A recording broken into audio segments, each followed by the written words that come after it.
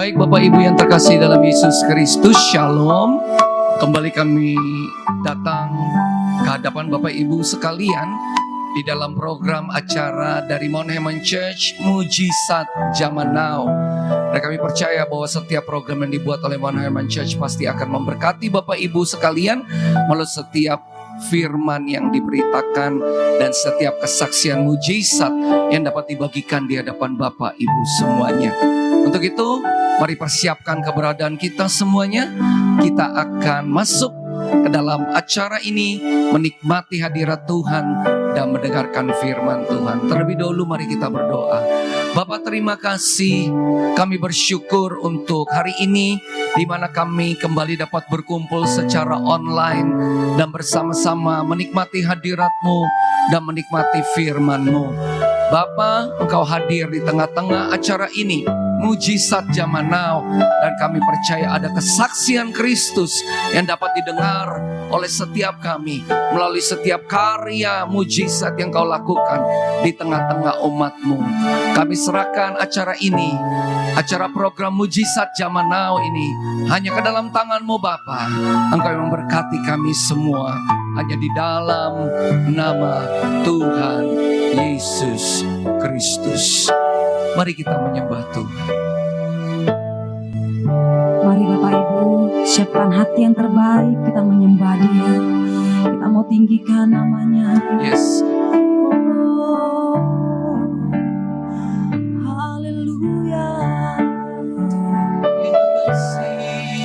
Terima kasih Yesus. Haleluya. Kami bersyukur. Glory Yesus. Kami tinggikan Engkau Tuhan Yesus. Yes. Ya Tuhan, tiap jam ku memerlukan-Mu. Engkaulah yang memberi sejahtera penuh. Setiap jamnya Tuhan, di Kau ku perlukan. Ku datang juru selamat, berkatilah.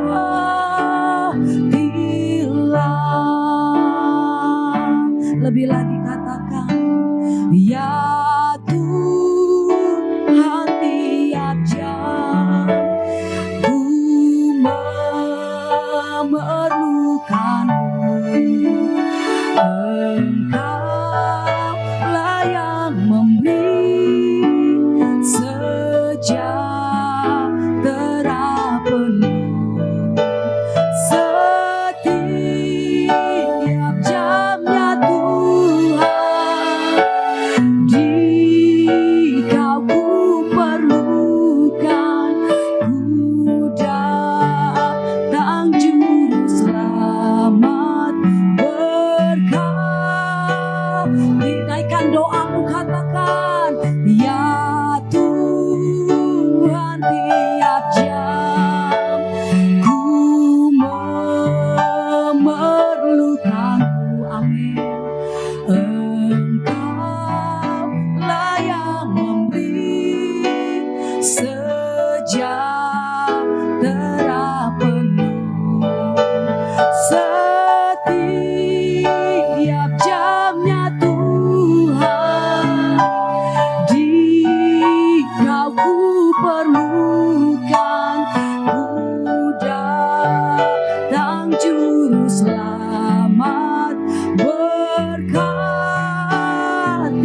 Ya Tuhan, ya Tuhan, tiap jam ku memerlukan-Mu. Amin. Engkaulah yang memberi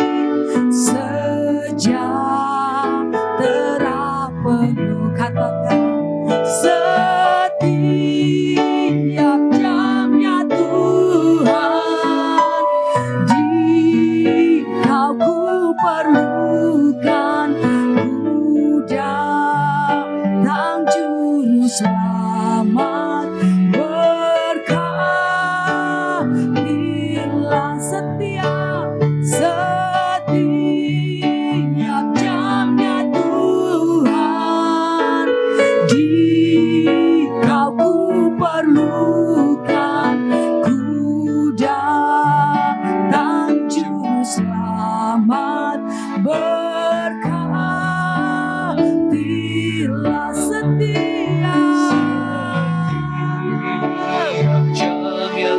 kami perlu Engkau Tuhan.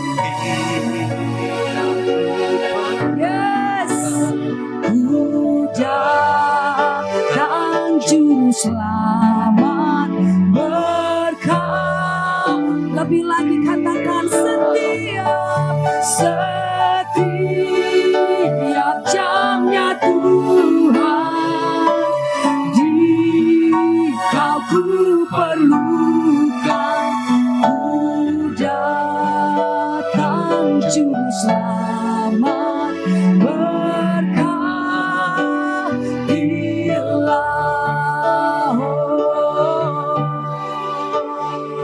kami perlu Engkau Yesus. Haleluya. Kami datang menyembah-Mu Yesus.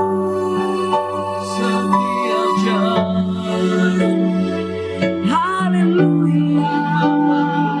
Haleluya. Kami sembah, kami tinggikan, kami agungkan Yesus. Oh, haleluya. Terima kasih Yesus Tuhan. Terima kasih. Haleluya. Setiap jamnya Tuhan. Amin. Jika ku perlukan, ku datang juru selamat. Berkat, katakan setiap jamnya Tuhan. Amin. Jika ku perlukan, ku datang juru selamat. Berkat, lebih lagi katakan setiap jamnya Tuhan. Jika ku perlu, kami datang Tuhan Yesus. Ya, berkat, lebih lagi ya Tuhan. Setiap jamnya Tuhan. Jika ku perlukan, ku datang juru selamat. Berkatilah,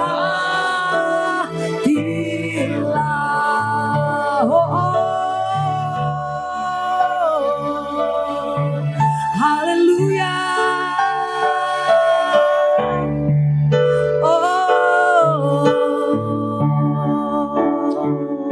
Hanya Engkau yang layak kami sembah. Hanya Engkau yang layak dipuji. Besar anugerah-Mu Tuhan. Terima kasih Yesus. Hanya Engkau yang layak kami sembah Tuhan Yesus. Hanya Engkau yang layak kami tinggikan Tuhan. Hanya Engkau yang layak kami agungkan Tuhan Yesus. Kasih-Mu melimpah buat setiap kami Bapa. Besar anugerah-Mu Tuhan Yesus. Terima kasih Yesus Tuhan. Anugerah-Mu melimpah bagiku.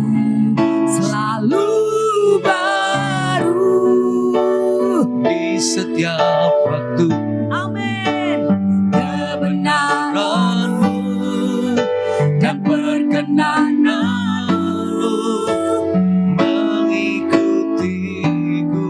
katakan anugerah-Mu, anugerah-Mu melimpah bagiku, selalu baru di setiap waktu. Kebenaran-Mu dan perkenanan-Mu mengikutiku. Anugerah-Mu, anugerah-Mu ya melimpah bagiku, selalu baru setiap hari Tuhan. Di setiap Kebenaran-Mu, kebenaran-Mu dan perkenanan-Mu mengikutiku. Katakan anugerah-Mu, anugerah-Mu melimpah bagiku, selalu baru di setiap waktu. Terima kasih Tuhan Yesus. Kebenaran-Mu Perkenanan-Mu dan perkenanan ya mengikutiku. Katakan anugerah-Mu, anugerah-Mu melimpah bagiku, selalu baru di setiap waktu. Kebenaran dan perkenanan-Mu Tuhan selalu mengikuti kami. Yes, anugerah-Mu, anugerah-Mu. Terima kasih Tuhan Yesus. Terima kasih Tuhan. Selalu baru setiap hari. di setiap waktu. Kebenaran-Mu dan perkenanan-Mu mengikutiku. Oh, anugerah-Mu melimpah bagiku, selalu baru di setiap waktu. Kebenaran-Mu dan perkenanan mengikutiku, mengikutiku sepanjang hidupku. Kebenaran-Mu, kebenaran-Mu dan perkenanan, amin, mengikutiku sepanjang hidup. Kebenaran-Mu, amin, dan perkenanan. yes Tuhan, mengikutiku sepanjang hidupku.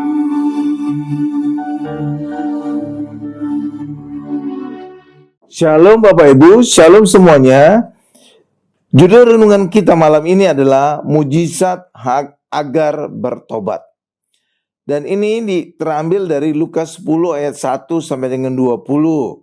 Dan juga ada juga Injil Matius 11 ayat 20 sampai dengan 24. Saya tidak baca Bapak Ibu secara detail, nanti Bapak Ibu baca di rumah. Saya baca hanya beberapa ayat saja. Lukas 10 ayat 1. Kemudian daripada itu Tuhan menunjuk 70 murid yang lain, lalu mengutus mereka berdua-dua mendahulunya ke setiap kota dan tempat yang hendak dikunjunginya.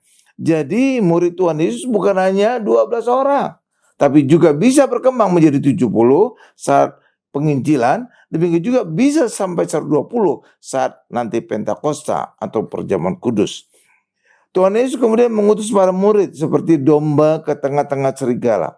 Nah, domba ini adalah makanan serigala. Karena itu ini sangat berbahagia. berbahaya. Bapak Ibu, berbahaya. Lah iya, domanya dikirim ke pemangsanya, ya pasti berbahaya sekali. Karena itulah maka murid-murid harus cerdik seperti ular, atau cerdik seperti iblis, dan tulus seperti merpati atau Roh Kudus. Lukas 10 ayat 6. Dan jikalau di situ ada orang yang layak menerima damai sejahtera, maka salammu itu akan tinggal atasnya. Tetapi jika tidak, salammu itu kembali kepadamu. Lukas 10 ayat 7. Tinggallah dalam rumah itu, makan dan minumlah apa yang diberikan orang kepadamu. Sebab seorang pekerja patut mendapat upahnya. Janganlah berpindah-pindah rumah. Jadi para murid dilarang membawa bekal dan uang. Kenapa? Karena Yesus bisa melihat nanti pada saat pelayanannya, murid-murid akan dibantu, akan ditolong oleh banyak orang-orang yang mereka layani. Para murid harus mencari orang yang layak, tinggal di rumahnya, makan minum yang diberikan. Itulah upah mereka. Para misionaris sekarang seringkali membawa banyak bekal. Jika kehadiran mereka di daerah penginjilan bermanfaat bagi orang banyak, pasti mereka juga akan mengalami seperti para murid-murid Yesus. Mereka akan dibantu, mereka akan disediakan rumah, bahkan diberikan makan dan minum. Asal pelayanan mereka, penginjilan mereka bermanfaat bagi banyak orang. Tapi kalau nggak bermanfaat, ya orang-orang juga nggak akan membantu. Iya, karena itulah misionaris nggak perlu banyak bekal, asal pelayanan kita, penginjilan kita menolong, bermanfaat bagi banyak orang, maka kehidupan kita pasti akan dibantu oleh orang-orang yang kita layani. Tugas para murid, Lukas 10 ayat 9, sembuhkanlah orang-orang sakit yang ada di situ dan katakanlah kepada mereka, kerajaan Allah sudah dekat kepadamu. Yesus menekankan pertama kali adalah sembuhkan orang sakit, lalu beritakan kerajaan Allah. Ini strategi jitu. Kenapa? Kita harus memberikan kebutuhan utama mereka dulu. Iya, memberikan kebutuhan orang-orang banyak dulu. Setelah itulah baru memberitakan kerajaan Allah. Tetapi banyak pendeta atau gereja sekarang ini melakukan sebaliknya. Sehingga orang nggak tertarik. Dan ketika orang tidak tertarik, ya mereka nggak membantu para misionaris. Tapi kalau bermanfaat, misionaris itu pasti akan dibantu. Iya Bapak Ibu. Ada pendeta berkata, KKR itu harus penginjilan saja agar mereka percaya Tuhan Yesus dan selamat. Ini strategi salah. Ini berbeda dari strategi Tuhan Yesus. Sembuhkan dahulu orang banyak, lalu beritakan kerajaan Allah. Bukan beritakan kerajaan Allah dulu baru menyembuhkan. Enggak Bapak Ibu. Ditegaskan lagi oleh ayat ini, Kisah Rasul 1 ayat 8, tetapi kamu akan menerima kuasa kalau Roh Kudus turun ke atas kamu, dan kamu akan menjadi saksiku di Yerusalem dan seluruh Yudea dan Samaria sampai ke ujung bumi. Ayat ini jelas mengatakan adanya kuasa membuat kita bisa bersaksi di Yerusalem, Yudea, Samaria sampai ke ujung bumi. Jadi adakan dahulu mujizat untuk memenuhi kebutuhan orang banyak. Setelah itu beritakan Injil. Jangan lakukan sebaliknya. Yesus mengecam 3 kota. Nah, di dalam Lukas 10 ayat 13, celakalah engkau Korazim, celakalah engkau Betsaida, karena jika di Tirus dan di Sidon terjadi mujizat-mujizat yang telah terjadi di tengah-tengah kamu, sudah lama mereka bertobat dan berkabung. Lukas 10 ayat 14. Akan tetapi pada waktu penghakiman, tanggungan Tirus dan Sidon akan lebih ringan daripada tanggunganmu. Lukas 10 ayat 15. Dan engkau Kapernaum, apakah engkau akan dinaikkan sampai ke langit? Tidak, engkau akan diturunkan sampai ke dunia orang mati. Yesus mengecam 3 kota tadi Bapak Ibu, yaitu Korazim, Betsaida, dan Kapernaum, karena walau terjadi banyak mujizat, penduduknya tidak bertobat, maka ketiganya dikecam oleh Yesus. Tuhan Yesus berharap ketika orang Kristen mengalami mujizat, hendaknya mereka bertobat. Jika tidak, mereka pun akan dikutuk, akan dikecam oleh Tuhan Yesus. Amin Bapak Ibu. Pertobatan sebagai buah. Roma 2 ayat 4. Maukah engkau menganggap sepi kekayaan kemurahannya, kesabarannya, dan kelapangan hatinya? Tidakkah engkau tahu bahwa maksud kemurahan Allah ialah menuntun engkau kepada pertobatan? Pada ayat ini jelas terlihat kebaikan Allah menuntun orang kepada pertobatan. Jadi pertobatan itu sebagai buah dan itu posisi di belakang. Tetapi sayang, banyak pendeta atau gereja melakukan sebaliknya. Pertobatan sebagai syarat di depan. Dan ini sebenarnya kondisi perjanjian lama. Orang Israel harus bertobat dulu agar Allah memberkati, agar Allah menyembuhkan, agar Allah melepaskan, agar Allah memberikan mereka kemenangan dalam peperangan. Mengapa demikian? Karena pada perjanjian lama pertobatan harus sebagai syarat karena belum ada yang bayar. Maka orang Israel harus bertobat dan memberi korban dulu sebagai bayaran kepada Allah agar Allah merespon dengan memberikan mereka berkat, dengan memberikan mereka kesembuhan, dengan memberikan mereka kemenangan dalam peperangan. Tapi pada perjanjian baru Tuhan Yesus sudah membayar lunas, maka orang Kristen bisa mendapatkan kebaikan Allah lebih dahulu. Karena itulah pendeta yang berkata bertobat dulu agar engkau sembuh, bertobat dulu agar engkau diberkati, bertobat engkau agar mengalami kelepasan, agar engkau mengalami banyak hal kebaikan Allah. Itu salah, itu versi perjanjian lama. Karena itulah pendeta harus bisa membedakan perjanjian lama dengan perjanjian baru. Dan perbedaan itu terjadi karena adanya Yesus. Dan kehadiran Yesus membuat orang Kristen bisa mengalami kebaikan Allah lebih dulu. Kenapa? Yesus telah membayar dan lewat kebaikan Allah yang kita terima, itulah yang menuntun orang kepada pertobatan. Jadi pertobatan itu bukan di depan, bukan sebagai syarat, tapi pertobatan itu di belakang sebagai buah. Dan ini ada kesaksian, ada seorang anak sakit keras dan divonis mati. Didoakan, diberikan perjamuan kudus dan minyak urapan sehingga sembuh. Maka hasilnya, maka bapak, ibu, kakak, abang, tante, opa, oma, semuanya bertobat. Seisi rumah bertobat. Kenapa? Karena mereka melihat sendiri betapa kebaikan Allah, kuasa Allah membuat anak tadi itu bisa sembuh, selamat dari maut. Iya. Jadi bukan di depan pendeta, seluruh keluarga harus bertobat dulu agar anak disembuh. Enggak. Justru anak itu sembuh dulu, baru itulah yang membuat mencelikkan semua mata, melihat bahwa kuasa Tuhan dinyatakan. Dan itulah yang menuntut seisi rumah bertobat. Luar biasa kan? Jadi terbukti ayat Roma 2 ayat 4 tadi, bahwa kebaikan Allah, kemurahan Allah menuntun orang kepada pertobatan. Jadi pertobatan itu di belakang sebagai buah, bukan di depan, bukan sebagai syarat. Amin Bapak Ibu. Kesimpulan. Penginjilan perlu kuasa agar orang banyak terpenuhi dulu kebutuhan mereka, yaitu kesembuhan, berkat, kelepasan dan lain. Setelah kebutuhan mereka terpenuhi, beritakan kerajaan Allah, maka orang banyak akan tertarik. Jangan melakukan sebaliknya. Amin Bapak Ibu, karena ini strategi yang sudah diajarkan oleh Tuhan Yesus. Amin Bapak Ibu, Tuhan Yesus memberkati. Kesaksian ini tentang anak saya, putra saya. Amin Bapak Ibu. Luar biasa. Ya. Kesaksiannya gimana Pak? Begini. Tahun 2021 itu masih suasana wabah COVID. Iya, benar Bapak Ibu ya. Banyak negara itu lockdown. Bahkan Indonesia sebenarnya juga banyak orang menyarankan kepada presiden untuk lockdown juga. Untung presiden kita sensitif. Kenapa? Karena beliau berangkat dari orang yang sederhana. Sehingga beliau tahu ketika terjadi lockdown, itu akan membuat banyak orang akan mati. Kenapa? Karena banyak orang yang sederhana itu cari makan hari ini untuk makan hari ini. Pekerjaan hari ini untuk makan hari ini.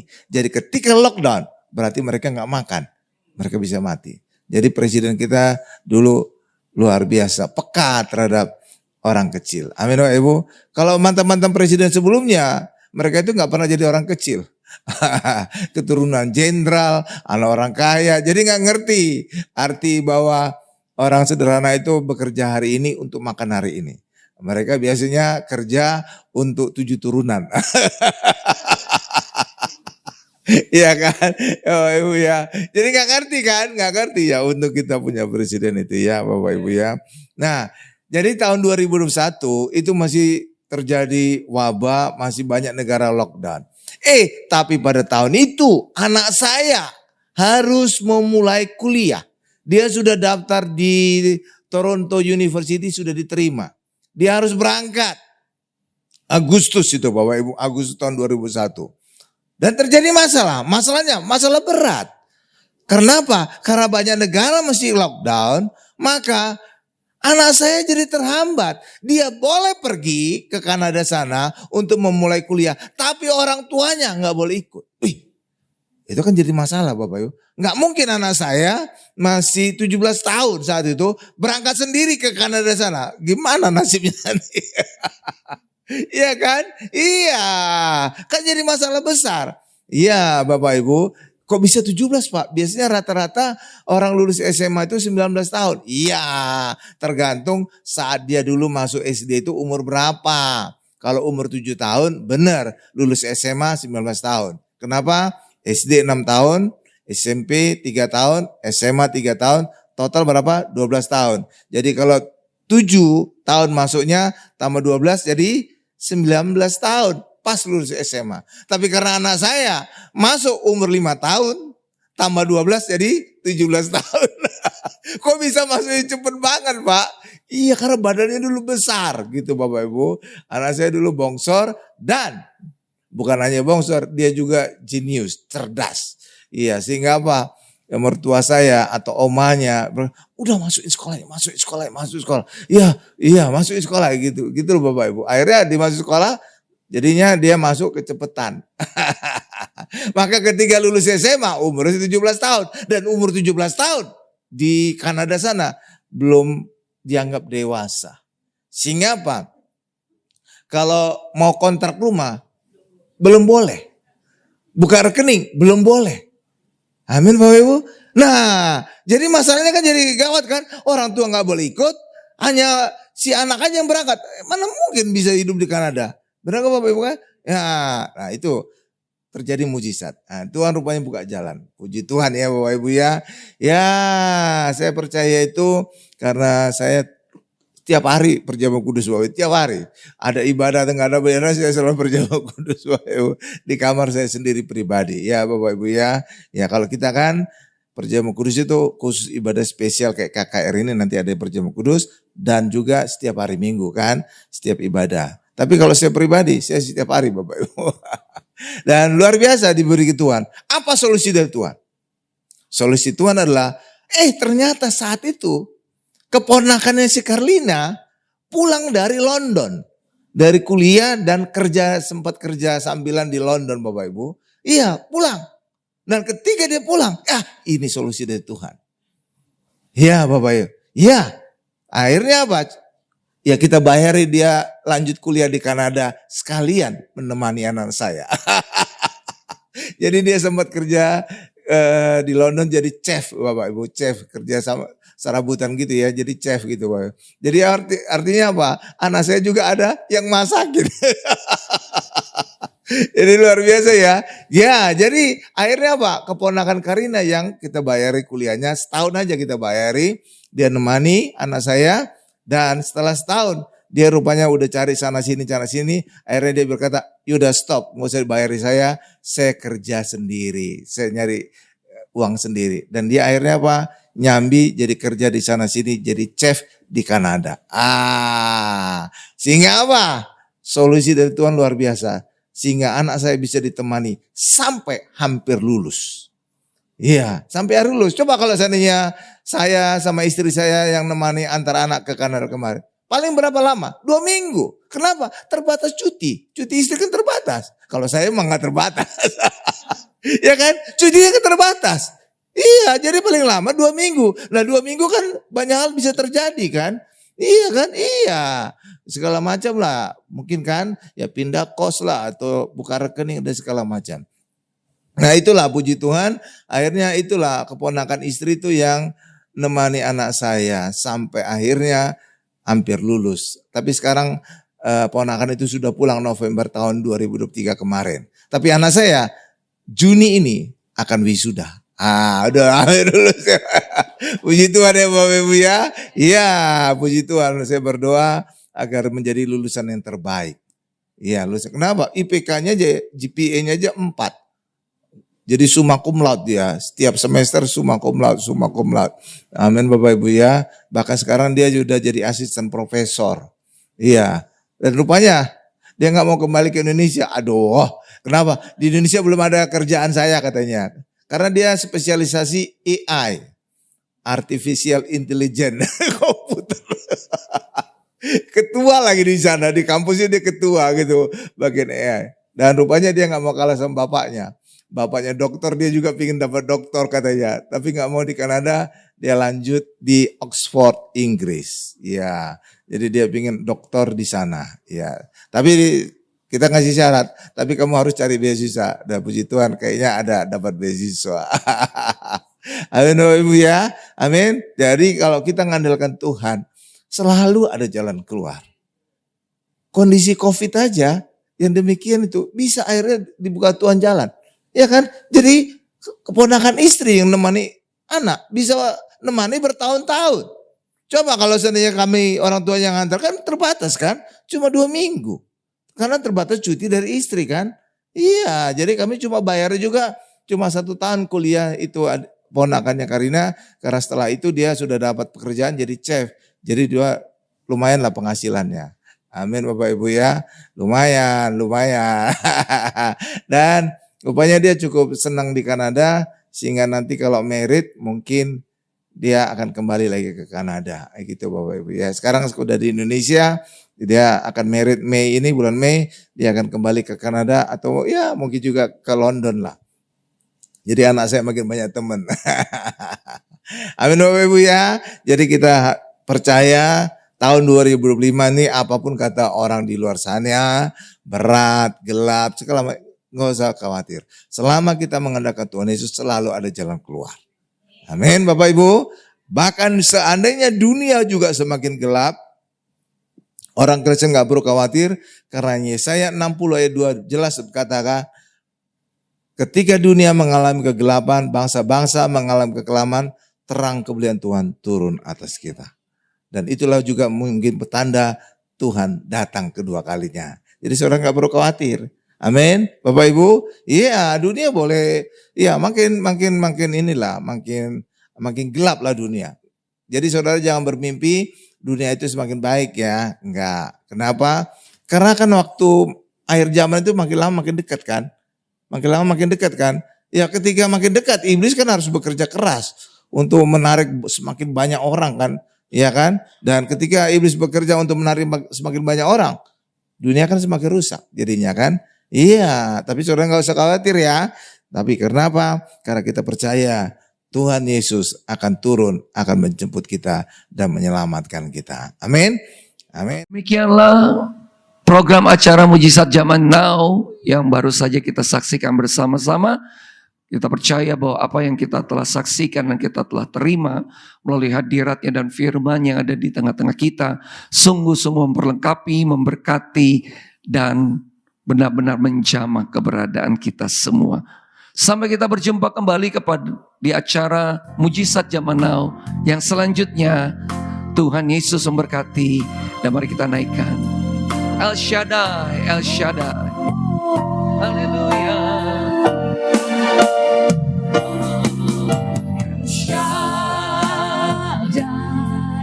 El Shaddai, Allah Maha Kuasa. Dia besar, Dia besar. El Shaddai mulia. El Shaddai, El Shaddai, El Shaddai, Allah Maha Kuasa. Berkatnya